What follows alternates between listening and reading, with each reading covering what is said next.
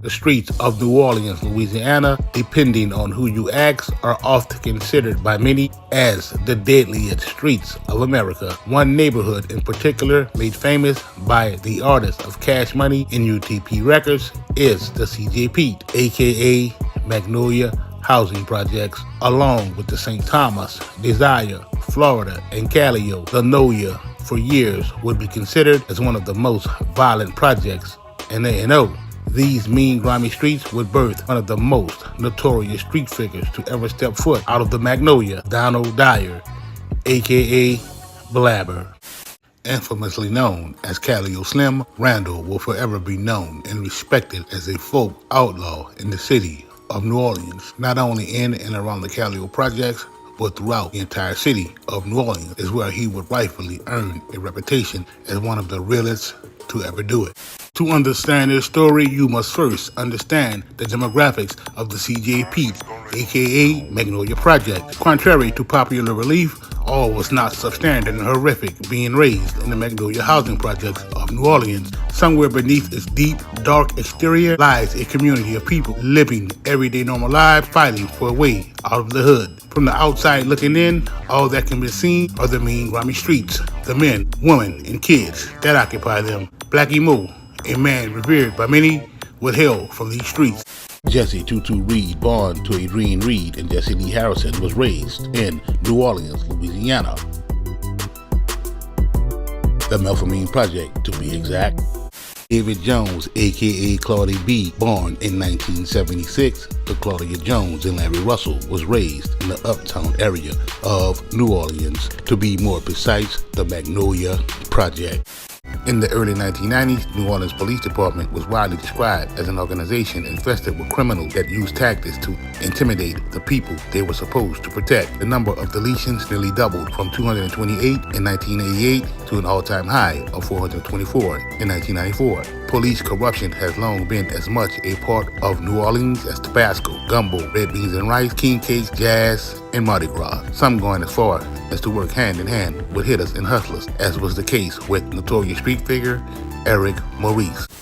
Officially called the B.W. Cooper, the Calo Projects, located in Central City, New Orleans, was one of the deadliest projects in the city. There were 1,546 units on 56 acres of land, equaling 24 city blocks. The Yo was built between 1939 and 1941. The original boundaries were South Durgeois, Erato, Calo, now Earhart Boulevard, and South Trier Streets. In 1941, rent ran from $8.25 a month for a one-bedroom apartment to $22 a month for a 3-bedroom apartment. During the Calo's early days, it was considered to be a means for working-class families to live comfortably while saving up the funds to purchase their own homes. There were 690 apartments in the original development. In 1949, a gymnasium was added at Broad and Calo Streets. In 1954, a 12-block expansion would add 860 new units. This expansion would push the western boundary of the Calo back 2 blocks from Erato Street to Melpomene Avenue, which is now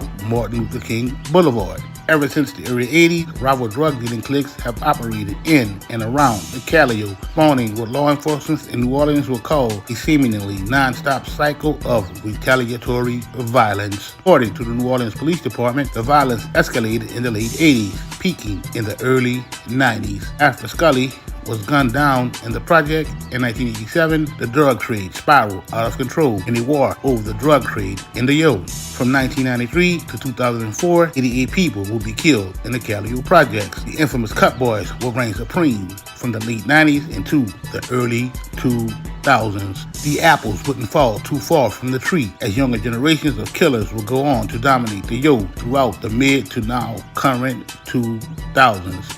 In the wake of Hurricane Katrina, most of the Calo will be closed and slated for demolition. In January of 2007, a small section of the Calo would be reopened to residents. The Yo will be completely demolished in 2014. The new B.W. Cooper, aka Calo, will reopen in 2012 under its new name, Marrero Commons. The 175-unit development was named after Yvonne Marrero, a community leader and former president of the B.W. Cooper Resident Management Corporation. The Melpomene Project was constructed in 1964. The site was once made up of single and multi-family houses. By the late 1950s, the city would declare them the slums, which paved the way for the project. The MILF was the youngest surviving housing project in New Orleans. The high-rise would undergo major renovations in 2002.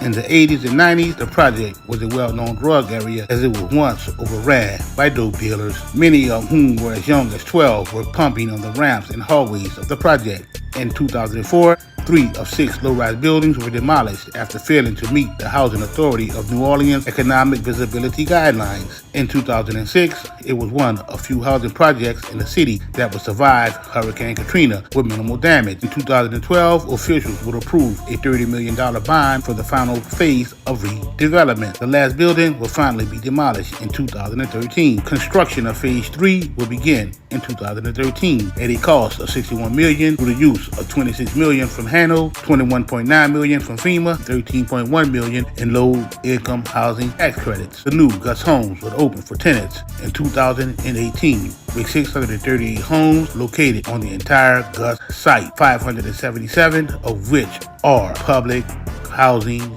units, one of the oldest housing projects of New Orleans. Initially, the original site was located in the Irish Channel, which is bordered by Chapatulas, St. Charles, Felicity, and Phillip Streets. Living conditions and crime would become a problem during the mid-1970s when that Doochie would flood the project. Violent crimes and drug dealing would continue in the Thomas throughout the 80s and 90s. It is no secret that the St. Thomas Project was one of the most notorious housing projects in the city of New Orleans. The project, which lay south of Central City in the Lower Garden District, was one of the biggest in the city. As defined by the City Planning Commission, its boundaries were Constant, St. Mary, Magazine Street, and Felicity Streets to the north, the Mississippi River to the south, and First, St. Thomas, and Chippewa Streets with Jackson Avenue to the west.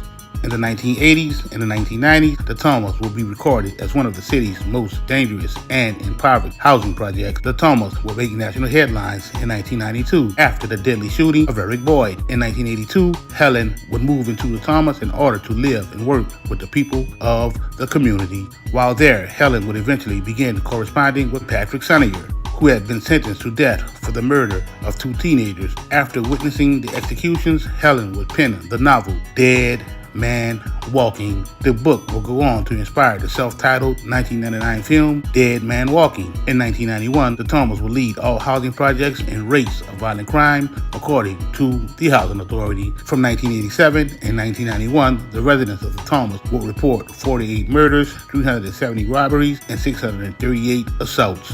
In 1996, the Housing Authority of New Orleans would apply for and receive a HUD HOPE grant to demolish and rebuild the Thomas. The approved grant would include the cost of relocating nearly 3,000 then residents to other properties. By the end of 2001, all of the buildings except a few had been demolished to create a mixed-income neighborhood, aka River Garden. Before I drop an album, before I did anything, you know what I'm saying? I was a hood celebrity, you dig? I'm a gangster in the hood just having a good time. So when I show love to all my people, I'm gonna get that same love back. Well, being from the Magnolia Project, people from all over the world, when they come to New Orleans, they want to see what that is. I'm Skip Boo from all the Magnolia. Grew up in the Tyler Dynaco. I'm Kenny Boo, you hear me? I was raised uptown in the Magnolia. I'm original doing the boy Johnny Boo, man, from the Magnolia Project.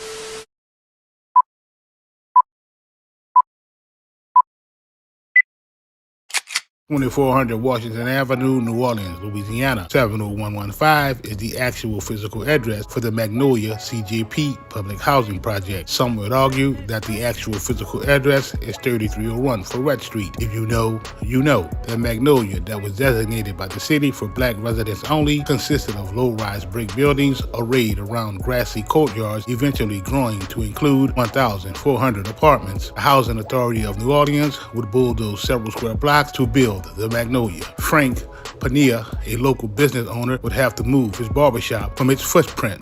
Frank would then open the Dewdrop Inn across the street, selling food and drinks to the workers building the complex. Frank would later expand, adding live music in 1945. The new Dewdrop Inn would go on to be one of the most historical monuments in the NO. This is the story of the Wild Magnolia.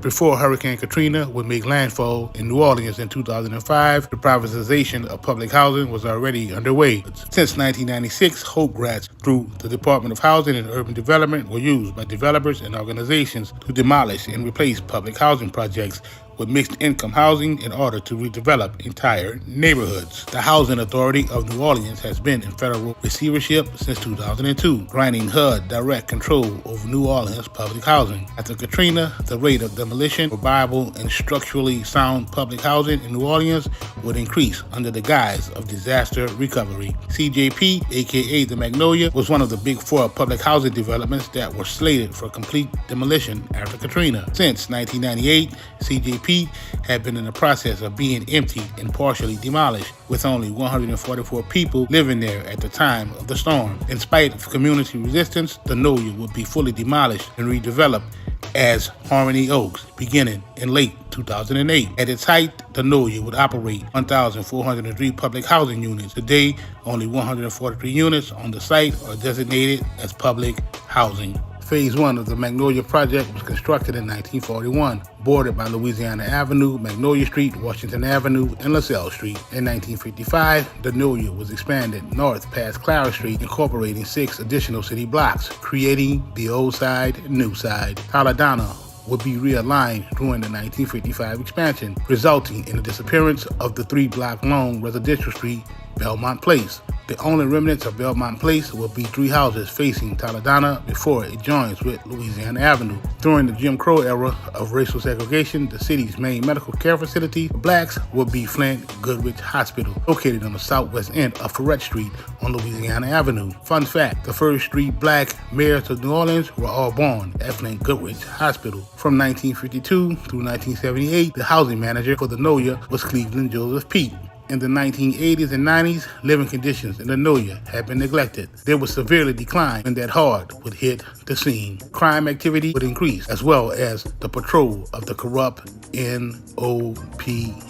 In addition to being home of famous hip-hop artists, Soulja Slim, Juvenile, and others, Magnolia would have one of the highest deletion rates of any housing projects in the United States. In New Orleans, as in other big cities in America, crime and violence typically will go unseen by visitors. Most of the deletions are highly concentrated in specific neighborhoods, corners, or housing projects. The Magnolia would be one of those locations. In 2003, New Orleans would again have the highest deletion rate in the United States, with 275 in total, for a per capita rate 8 times worse than New York City's. According to the Times-Picayune, nearly all 275 of those crushings in 2003, along with the people accused of crushing them, would all have criminal records. Among the victims, more than a third were smashed within 3 months, their last arrests. In other words, America's policies were fueling violence and deletions in some of its biggest cities. In 2001 and 2002, demolition of portions of the Magnolia will begin as part of the Housing Authority of New Orleans revitalization plan. By 2005,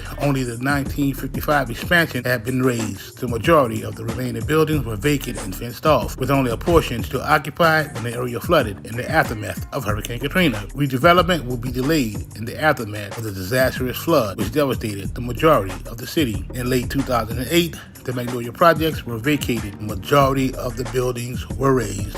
On January 7th of 2009, local, state, federal, and HUD officials met to break ground on a new $183 million CJP community meant to replace the Magnolia projects. The plan would include 460 units, a recovery school district, and YMCA in the first phase. 2/3 of the community would be mixed use and mixed income, with the rest being market value apartments and townhomes. In 2011, the rebranded Harmony Oaks community, developed by McCormick Warren Salazar, opened as a mixed-use community of 406 apartments and homes, including public housing, low-income, and market-rate dwellings. The new Harmony Oaks, redeveloped on the old Magnolia project site, is located on some 41 acres southeast of the intersection of Claiborne and Louisiana. The site is bounded by Washington Avenue to the east, LaSalle Street and Ferret to the south, Louisiana and Taladana Avenues to the west, and South Claiborne Avenue to the north. The redeveloped projects are considered to be a continuation of New Orleans as the NO moves forward towards new urbanism,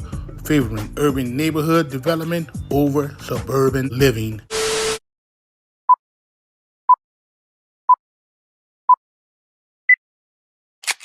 Per records from the Federal Bureau of Investigations, at one point, Magnolia would be one of the most notoriously dangerous housing projects in the entire United States. It was reported that the Magnolia projects had the highest deletion rate of any housing project in the city. Even more than the Melf and the Calo, Magnolia would have a local crime rate higher than many full municipalities in the United States, spawning a significant influence in New Orleans with its extremely high deletion rate. Taking a look back in time, in 1951, there would be 66 crushings, with 53% of them committed with blicks. This would be from citing stats from the Orleans Parish Coroner's Office. In 1973, out of the 252 deletions, 71% would be committed with blicks. Infamously known for street crews, the Four Horsemen will be one of the first to stomp the grounds of the Magnolia projects. You can't mention Magnolia without mentioning OGs like Jeff Sanders, Roy Lee, Bo Hickey, Blabber, KC, Lester Duplessis, Mackie Moe, and Eric Maurice, just to name a few. The mid-90s will birth an entirely new generation of street figures in Magnolia. The Hot Boys, a notorious street crew known for crushing,